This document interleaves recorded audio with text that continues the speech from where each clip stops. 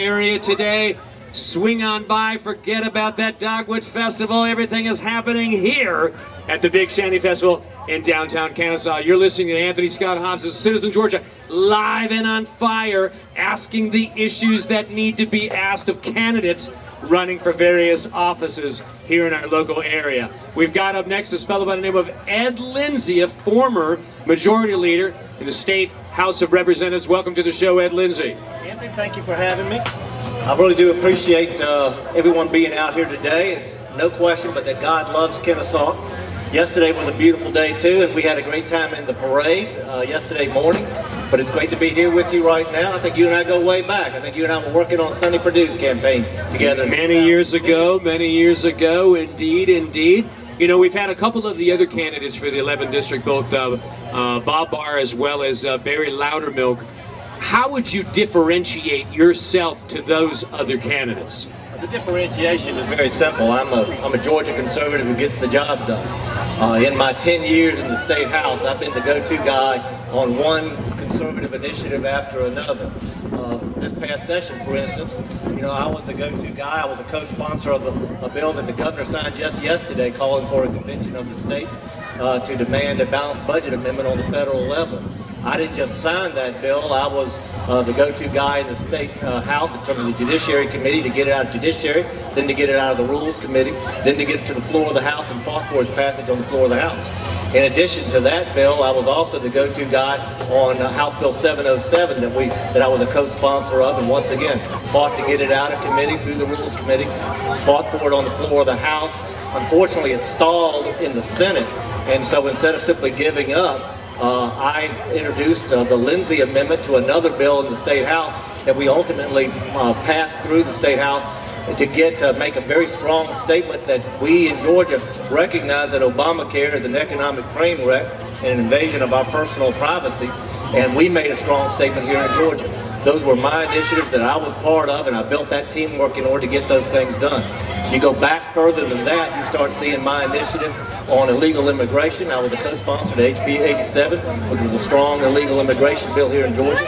I also was a strong sponsor in terms of the charter school amendment here. And as a matter of fact, I chaired the organization that led that political fight to its successful passage.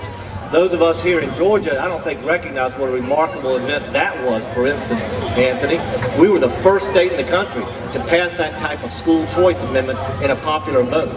And I was part of that initiative that got that done. That's just part of my legislative record. The best way to tell where someone's going to go in Congress is to see where they've been.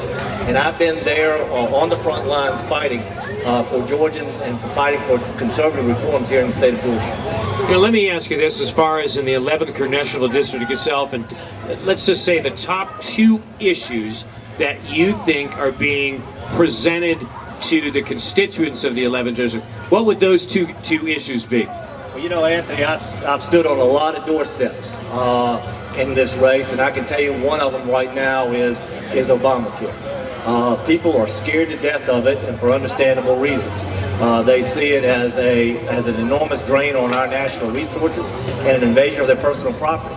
But even more than that, they see Obamacare as what's the best way to put it? As symbolic of the overall overreach of the federal government. They see it as something that is the latest of many transgressions by the federal government, intruding into our personal life, overspending, overpromising, and under-delivering. And so getting rid of that bill, getting rid of that law, however, I think is extremely important. Replacing it with a market-oriented approach in terms of spending, in terms of the medical system, I think is number one for people. The second one, obviously, sort of tags along with it, is the size of our debt. I mean, we are approaching $18 trillion in terms of our debt. And, you know, what are we going to do about it? We've been talking about it on the federal level since 1982, a balanced budget amendment. And I'm going to give you a little quiz right here.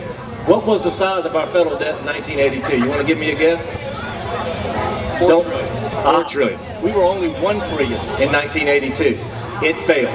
In 1995, we were at $5 trillion.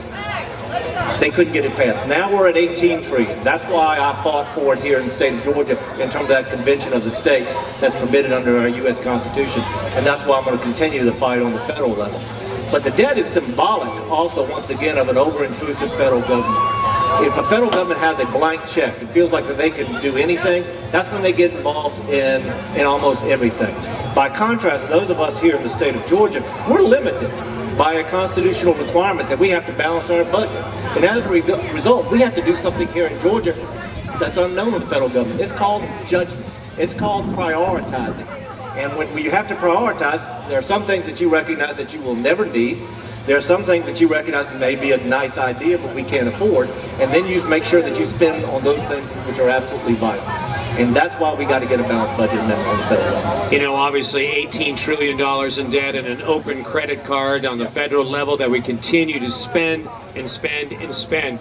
Let me ask you this, if you were elected, are you going to be one of these guys up there, even some of these Republican congressmen that are out there right now that are voting to increase the debt ceiling, that are continue to increase spending time and time again? Are you going to be one of those types of congressmen? Absolutely not. And once again, the best way to tell where I'm going to go is to see where I've been.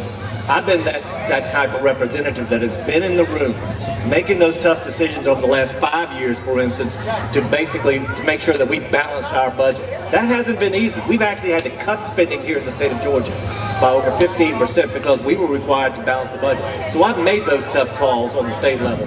I've been there. I've been that point of that spear. I've demonstrated for the last 10 years that I have the patience to listen, and that's what's vital when it comes to listening to your constituents. I've shown that I have the strength to lead. I've shown that I've got the wisdom to know how to negotiate without compromising my principles. And to your last question, most importantly, I've shown that I have the courage to stay the course when times get tough. You know, we're just about ready. I think we've got about 30 seconds here before the break. Real quickly, Ed, if you were sitting in front of someone like myself running for the voting in the 11th congressional district, what would you say to that voter? Why should they vote for you? First off, I'm going to listen to what you think are most important. A, I listen, then I act. That's what makes me different. I understand that my job is not to deliver edicts from the dome, but rather take your wisdom and your concerns to the table where decisions get made. That's the kind of state representative I've been. That's the kind of majority leader I've been. That's the kind of congressman I'll be.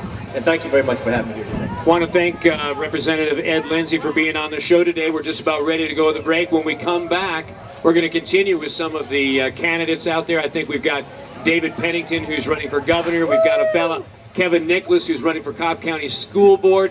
Read about him in the paper this morning, or his opponent in the paper. We'll be back in just a few moments. Here in budget on education.